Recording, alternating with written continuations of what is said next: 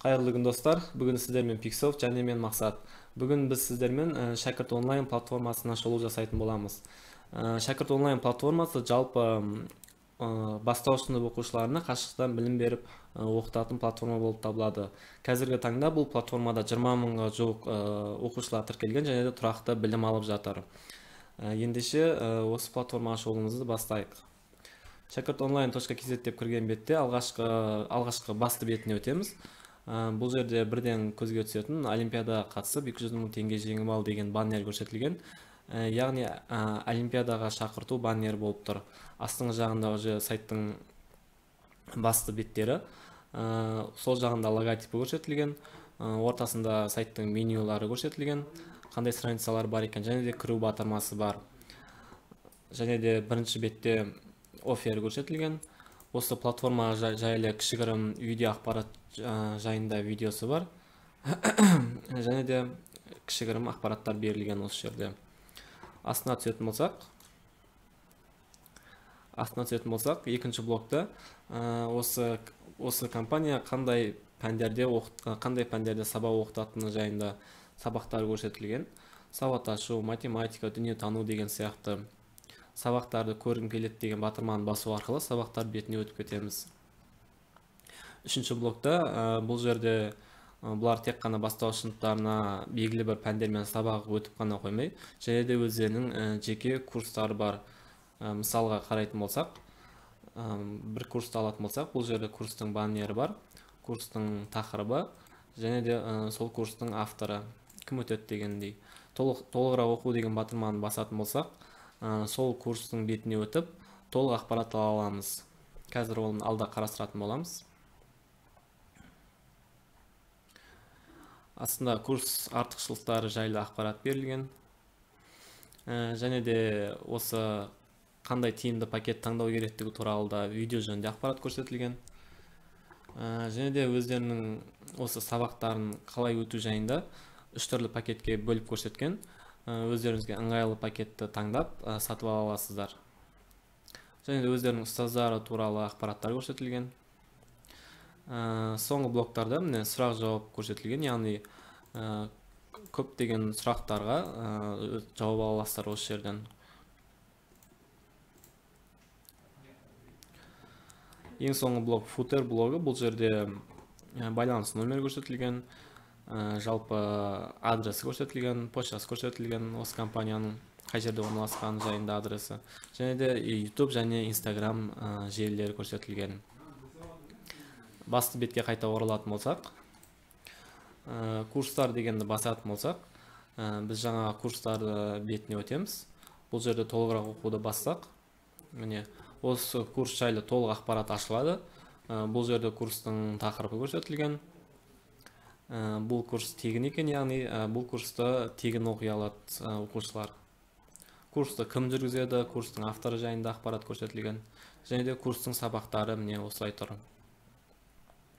Сізге доступ жабық деп тұрады. Бұл курстарды көру үшін бізге сайтқа тіркелу керек, яғни вход жасау керек, кіру керек.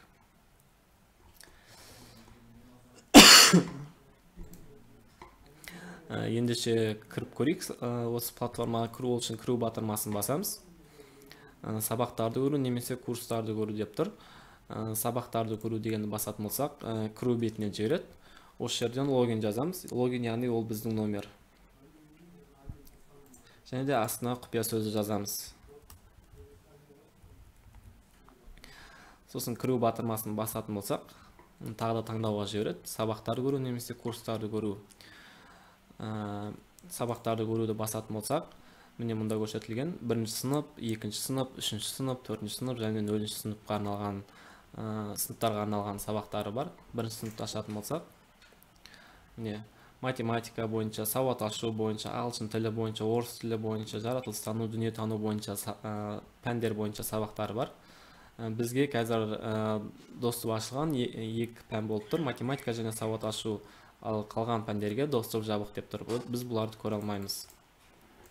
Математиканы ашатын болсақ, математика 90-дарға бөлінген 1-ші 90, 2-ші 90, 3-ші 90 және 4-ші 90 деген сияқты. 1-ші 90-ды ашатын болсақ, математика бойынша 1-ші 90-ның сабақтары көрсетілген міне. 30 сабақ бар екен. Кез келген бір сабақты ашатын болсақ, сабақтың тақырыбы, астында видеосы және де үй жұмысын жіберетін батырмасы бар. Оқушы сабақты видеоны көріп болғаннан кейін үй жұмысын жіберу батырмасын басып, группаға үй тапсырмасын жібере алады.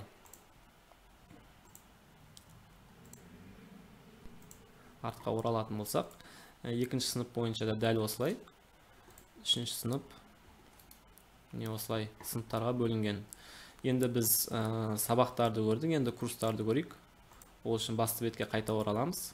Кіру батырмасын басамыз. Осы жерде курстарды көру деген батырманы басамыз. Міне біздің жалпы курстары көрсетілген. Кез келген курсты ашатын болсақ, міне жаңағыдай ақпараттар. Курстың тақырыбы, мәселе есеп, тегін екені көрсетіліп тұр.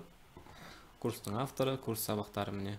Бұл жерде де сабақтарды ашып, осы курстың сабағын көріп, астына осы курсқа пікір қалдыра аламыз.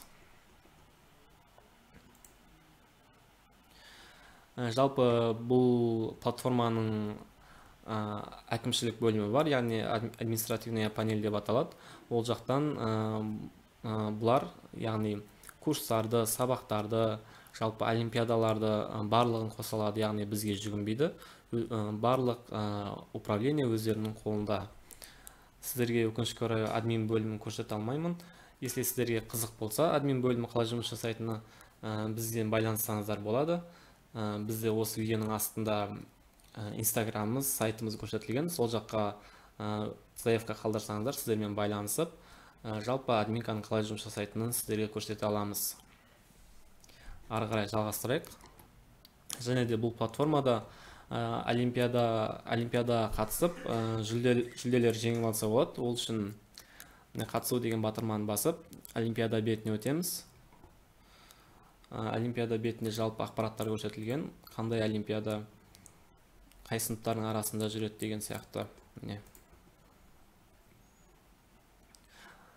Қандай артықшылықтарға ие болатын көрсетілген. Тест тапсыру уақыты.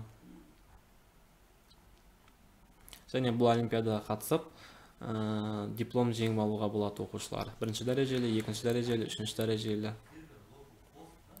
Және де мұнда алдыңғы олимпиадаға қатысқан оқушылардың списогі көрсетілген, яғни жеңімпаздар тізімі рейтинг бойынша. Ұпай бойынша және де уақыты бойынша жеңімпаздар анықталып тұр. Толық ашу батырмасын басу арқылы толықтай көре аламыз жеңімпаздар тізімін.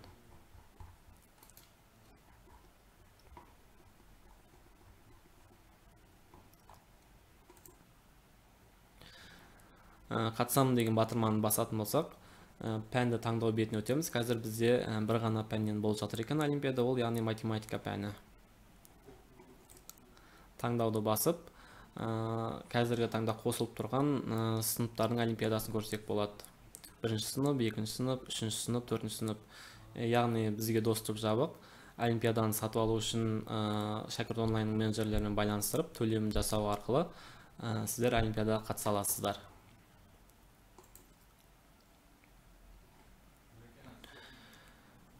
Жалпы бүгінгі шоуымыз осымен аяқталды, достар. Сіздерге түсінікті болды деген ойдамын. Егер де сіздерге де дәл осындай көп функционалды, жақсы жұмыс жасайтын платформа қажет болса, бізге жазыңыздар. Сіздерге әрдайым жасап беруге дайынбыз. Осы видеоның астында жаңағыдай айтып өткендей біздің байланыс номерлеріміз көрсетіледі, инстаграмымыз көрсетіледі және де сайтымыз көрсетіледі. Инстаграм ашып дайретке жазсаңыздар да болады, немесе сайтымызға кіріп бізге өтініш қалдырсаңыздар да болады. Осымен сіздермен қоштасамын. Сау саламатта болыңыздар.